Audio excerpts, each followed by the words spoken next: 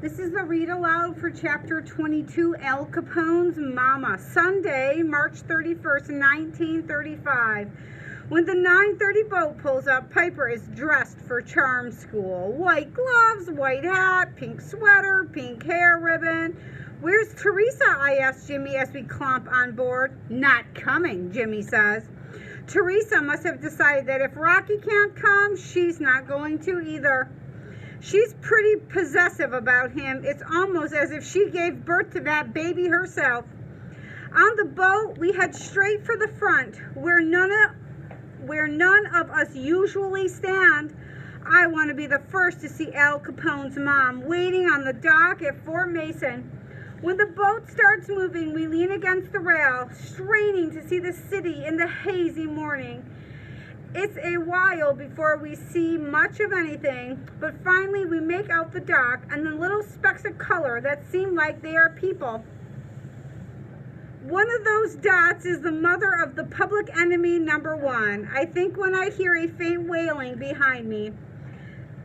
What's that? I ask Piper as the crying gets louder, and then out of the cabin comes Teresa carrying a howling baby wrapped in a blue crocheted blanket.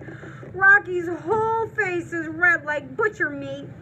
His cries are loud enough to make a dog go deaf. Jimmy, what's Rocky doing here? Piper barks. Jimmy, help me, Teresa cries. How did you get on? Jimmy asks. Mom is going to kill you. Who says she has to know? Teresa whines. Now calm him down. She shoves the screaming infant in her arms, which only makes Rocky cry even louder, though I wouldn't have thought this was possible. Mom walks him, Teresa orders. Jimmy tries walking Rocky up and down the rocking boat. He's a big baby, and Jimmy doesn't seem to have a good grip. Don't drop him, Jimmy. Teresa scrambles after him, trying to tuck his chubby little legs back in the blanket.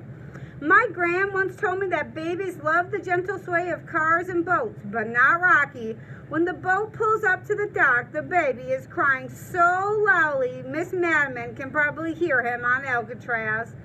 In the small group of people waiting on the dock at Fort Mason, there's only one woman who could be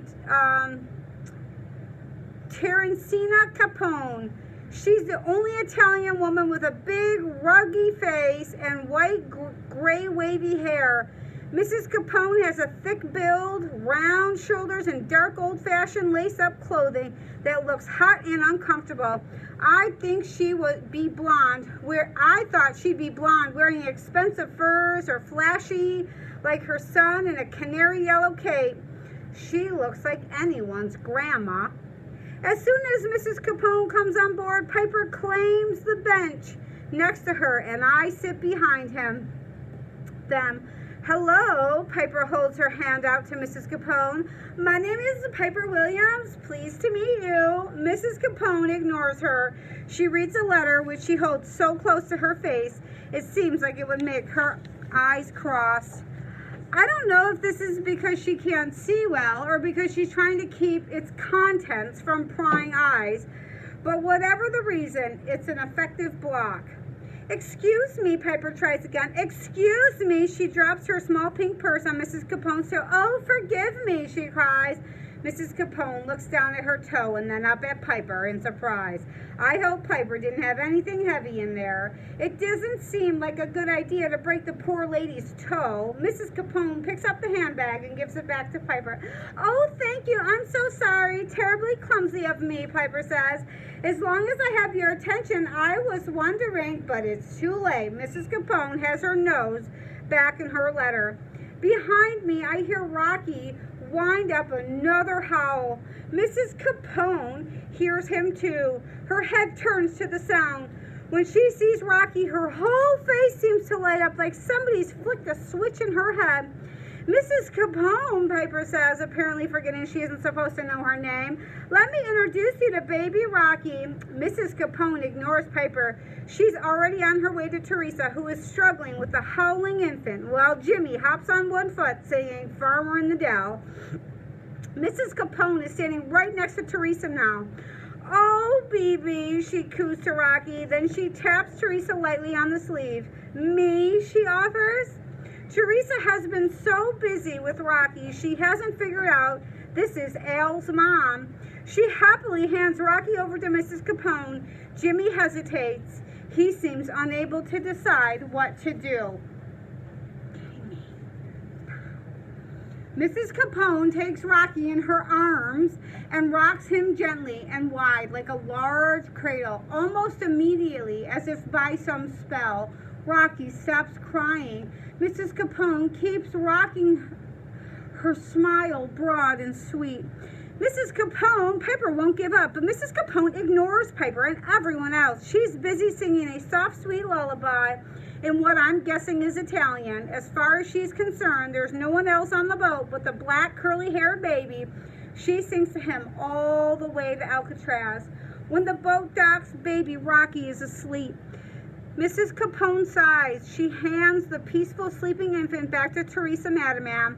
Then the light in her face goes dark, and she gathers her stuff together and walks slowly forward.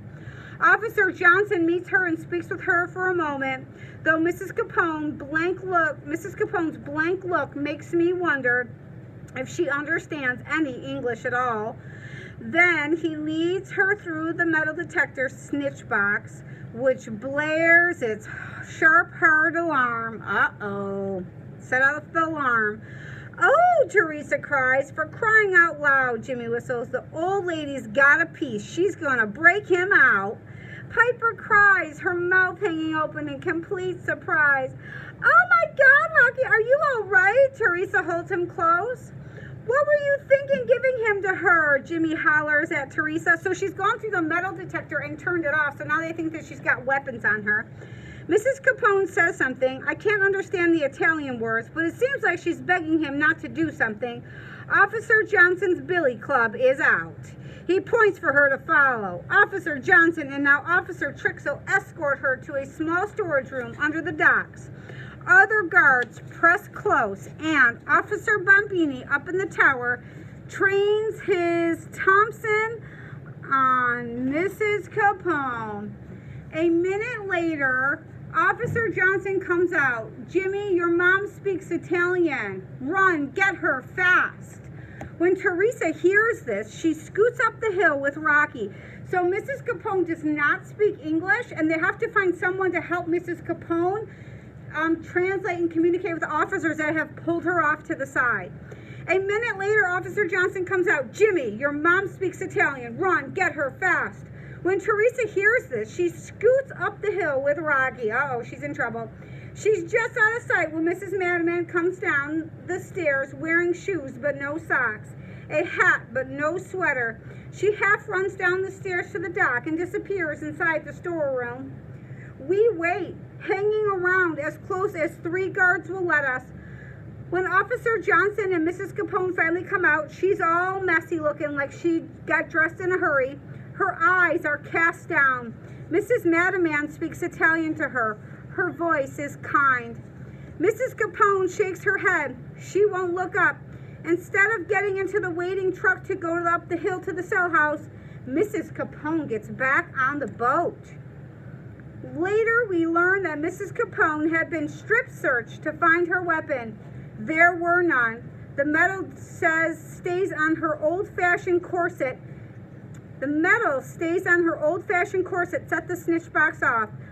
And try as she might, Mrs. Madaman could not convince the terrified Mrs. Capone that this humiliation was the last. So they had to take everything off of her, so she was very embarrassed, and she decided she did not want to go see her son. I can't get over this. I keep thinking about when Al Capone was a baby. I'll bet his mama sang him the same song she sang to Rocky.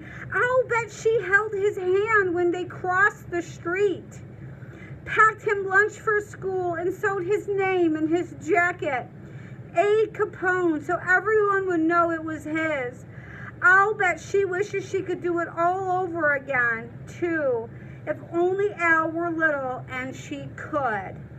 So Natalie's mom loves her no matter what, just like Al Capone's mom loved him no matter what.